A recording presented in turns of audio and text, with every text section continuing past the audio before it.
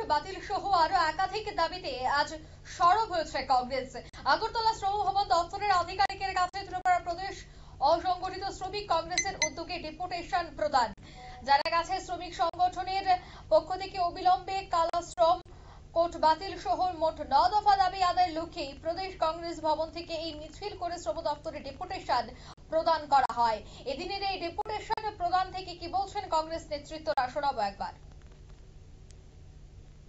আমাদের all Tripura unorganised worker কংগ্রেসের পক্ষ থেকে শ্রমিক স্বার্থে প্রধানমন্ত্রীর কাছে আমাদের যে ডেপুটেশনটা দিচ্ছি, আমরা শ্রম দপ্তরের মাধ্যমে সেটা আমরা দিচ্ছি। কারণ বিগত দিনের যে সরকার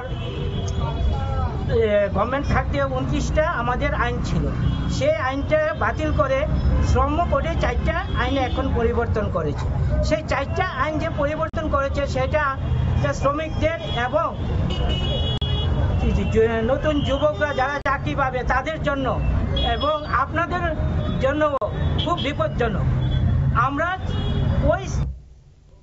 আপনারা শুনলেন তাদের বক্তব্য।